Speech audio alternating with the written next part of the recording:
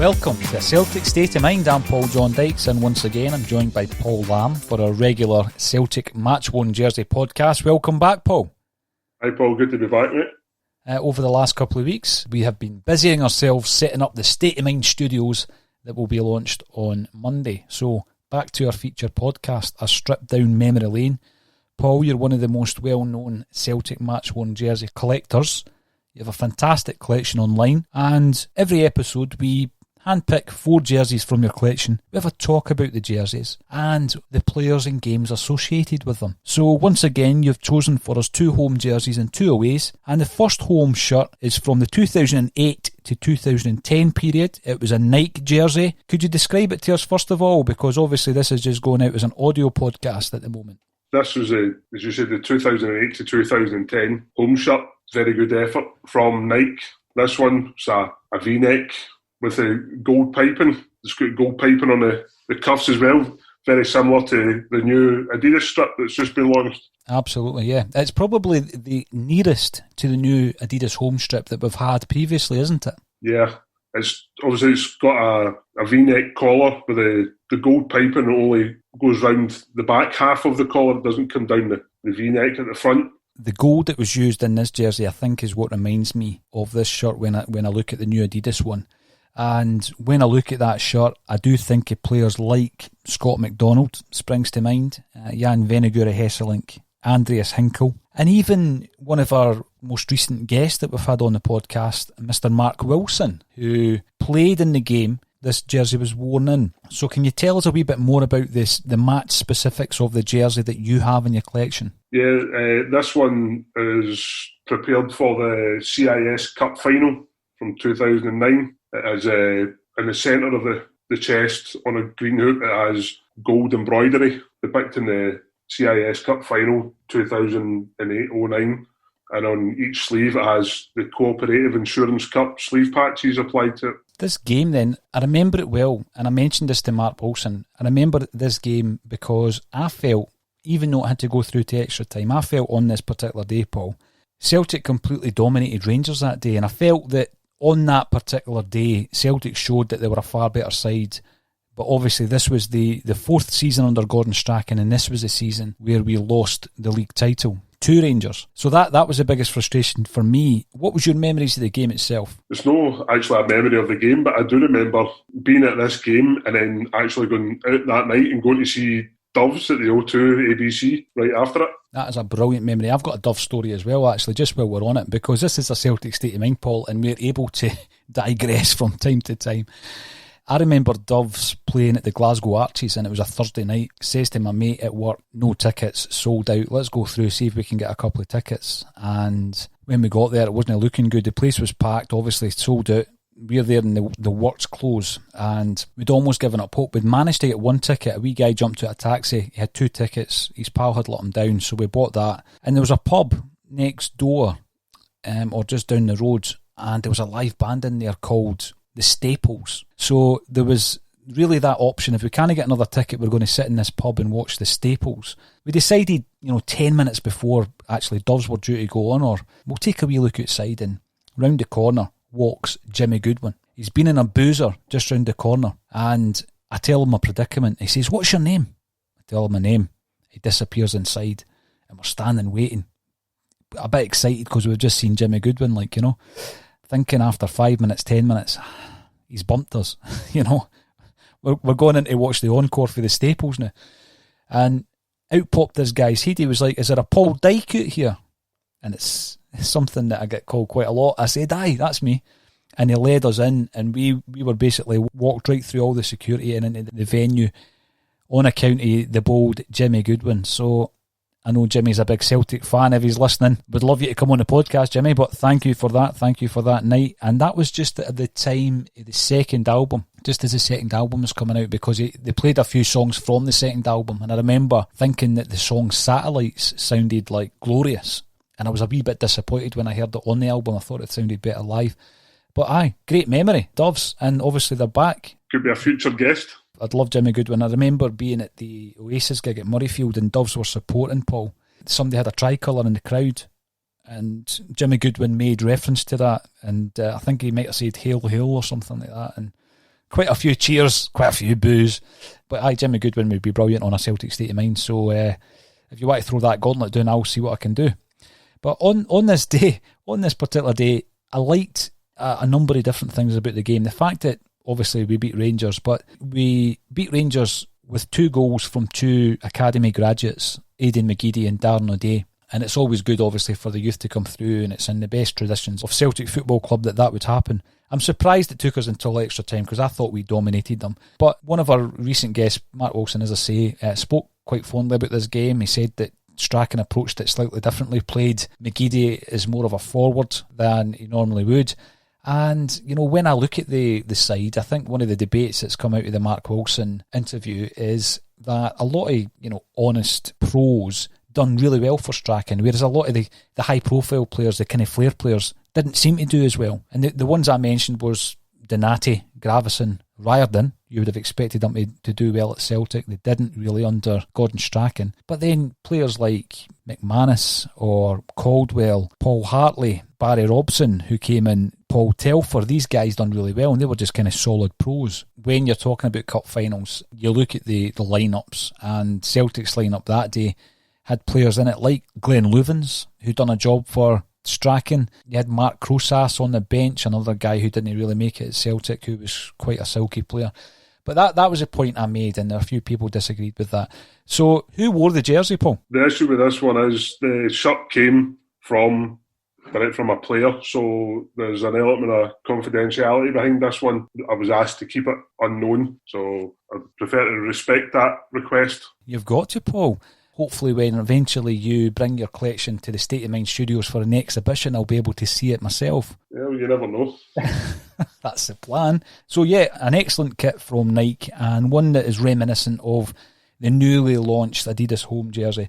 If we move on chronologically, the next jersey you've brought along for the podcast is the 2011-12 Nike away jersey. This is from the vintage 125th season. Talk to us about this away shirt. This one's featured before in the podcast, the black away shirt, which the kind of two-tone black hoop through it, with the traditional crest on it with the Celtic design. It's the kind of rubberised feel to it around the crest, with the 1888 to 2013 below it. This particular one is from the 2013 Scottish Cup final as the match detail. Unfortunately, this is an era where the detail is a kind of heat pressed, printed onto the shirt rather than being embroidered. To me, it's not quite the same. It kind of lacks the class of the previous ones, where the showpiece game of the season, the shirts were always special with that lovely embroidery on it wherever it featured. Whereas in this era, it was just heat pressed, like almost like a transfer put onto the shirt, and it just loses that bit from it. It certainly does, Paul, and I mean, it's one of these things that maybe the older heads among us, like yourself and I, we like the old embroidery. We also like the embroidered badges, and I think there's got to be a balance struck, because the manufacturers want the jerseys to be as light as possible, and everything else when it comes into the technology, the actual fabric. They don't want to weigh that down, or they're very tight fitting these days as well, so obviously that always was an issue with the embroidery against the skin as well. I think that's the issue. Well, that's the way I take on it. Is a lot of the modern kits are tailored, and you see a tighter fit. So the embroidery would probably rub on the inside if it came through. But so, like on this particular shirt, your Nike emblem, the match detail, and the badge are all heat pressed onto it. There's no embroidery on this at all. And again, we've got to move with the times, Paul. Maybe you and I are a bit old-fashioned, perhaps.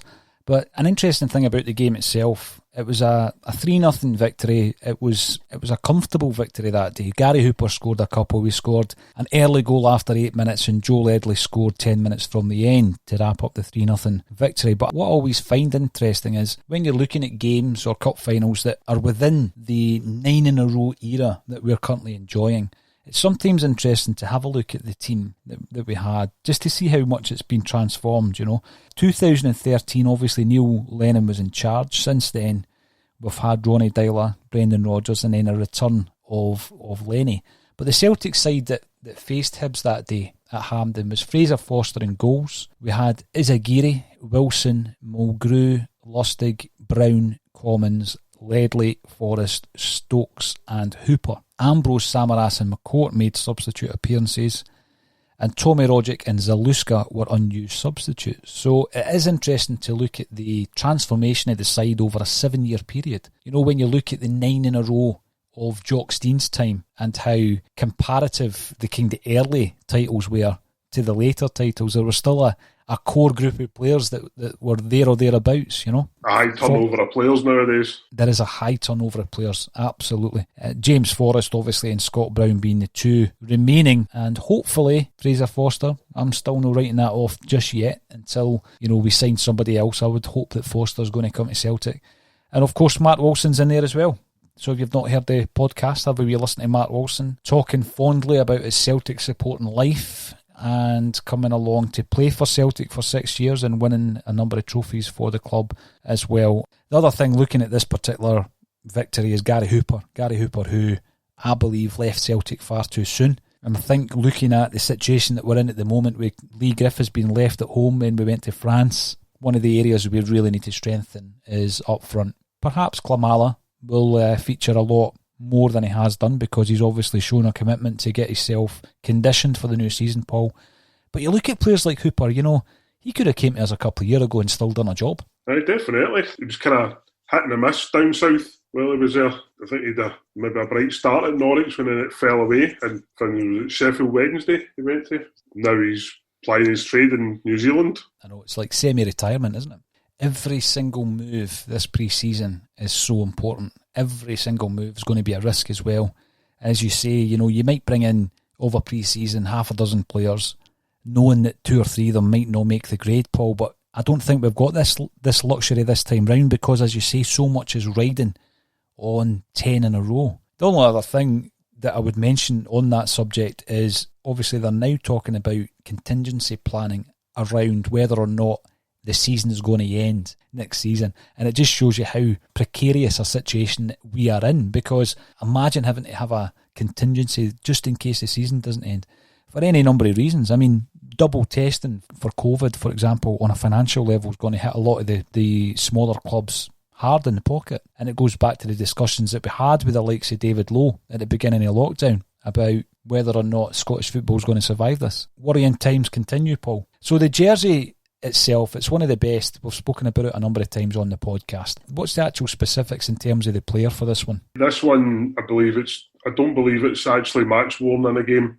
I personally think it's a spare shirt, and it was made for Paddy McCourt as the white lettering across the top of it and the white SPL numbers that are on it. It's the number 20, and at the bottom of each number you've got the small SPL trophy on it. And the Derry Pelly, Paddy McCourt. And it's one of my favourite jerseys, Paul. Is this the only example of that particular jersey that you've got? I've actually got 3 versions of this. I featured one previously on the podcast, the Joe Ledley one with the Celtic Charity Fund logo on it.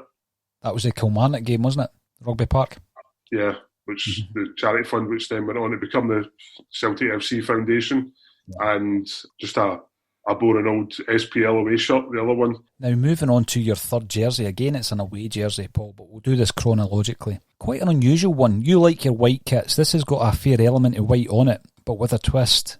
Talk to us about the away shirt of 2011-2012. Yeah, this was a strange one when it first came out. The way it is, it's an away shirt that's, the body of it is hooped, where it's white and grey hoops with green pinstripes separating them. It's a plain round neck collar, green one. This version is a long sleeve. It's a just plain green sleeves on them with a white band halfway around them, just like a rubber band with 1888 in the middle of it.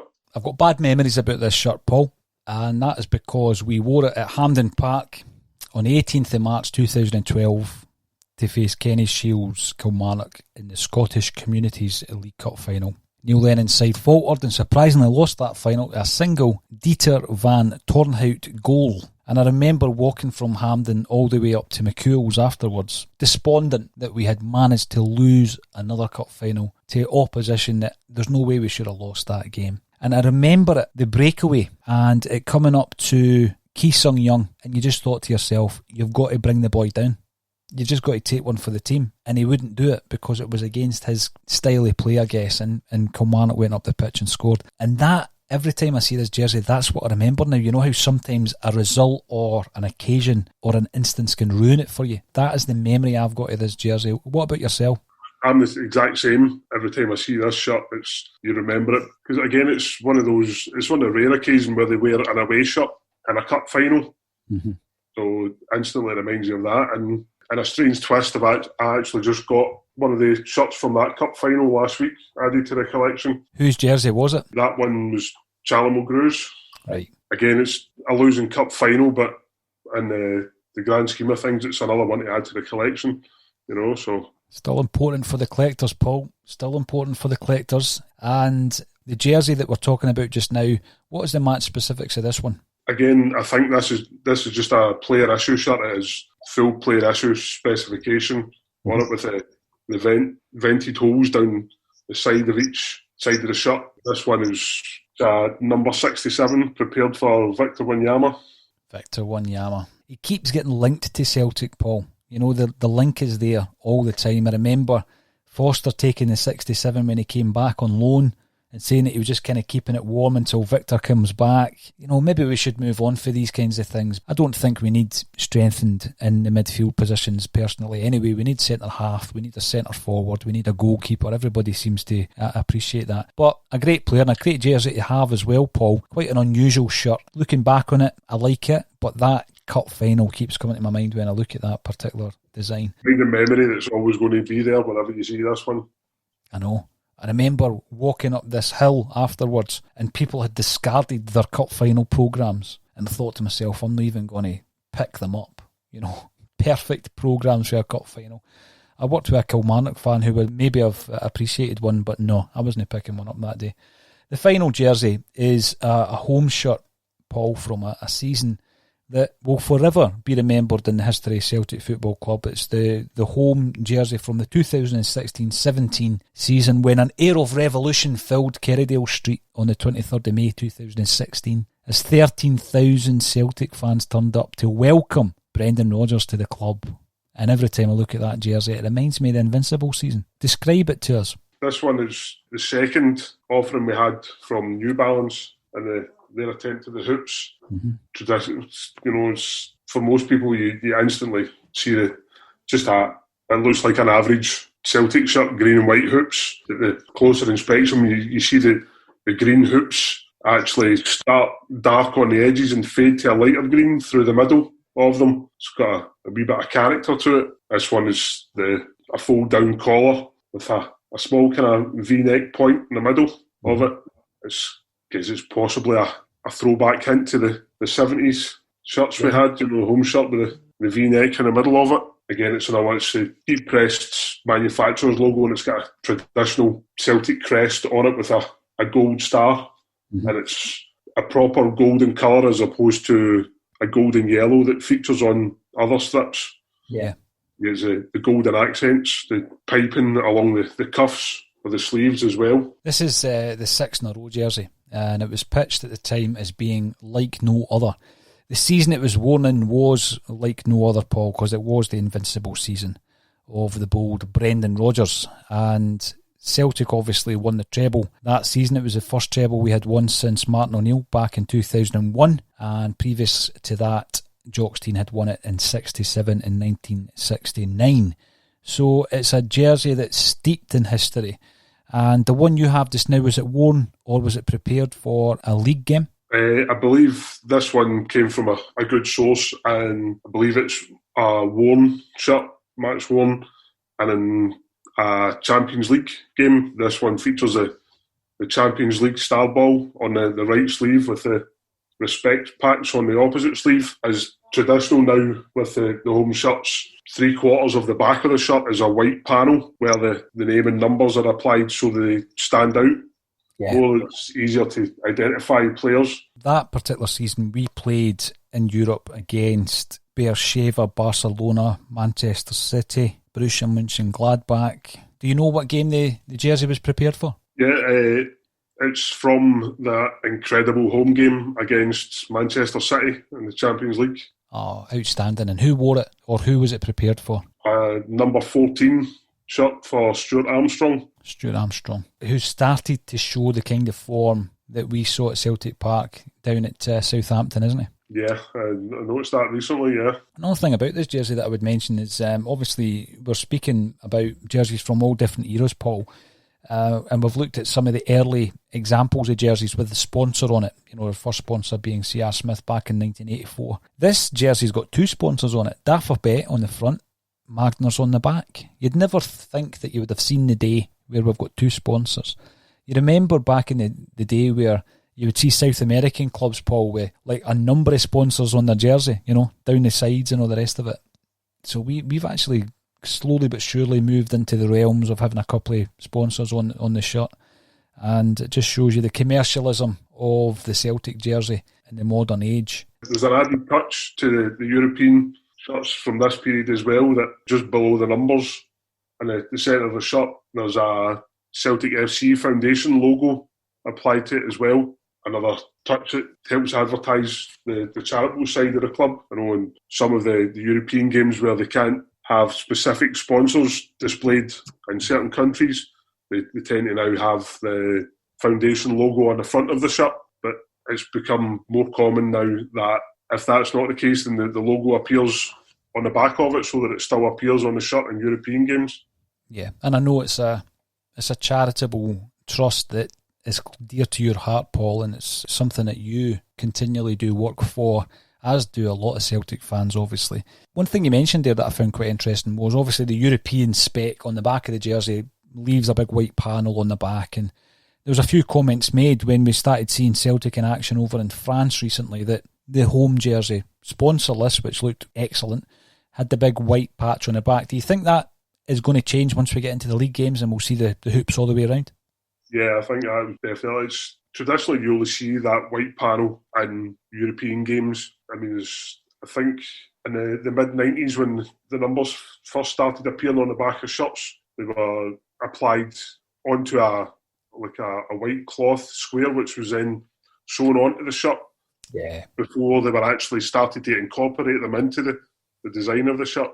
You know, so other than that, it's always been just applied over the hoops. So I think there shouldn't be any change in that for this season, not that I'm aware of anyway. The jerseys that we were wearing against the French opposition, Paul, will become collector's items with no sponsor and no player name on the back, and with a big white section on the rear of the jersey. They're going to be collector's items, are they not?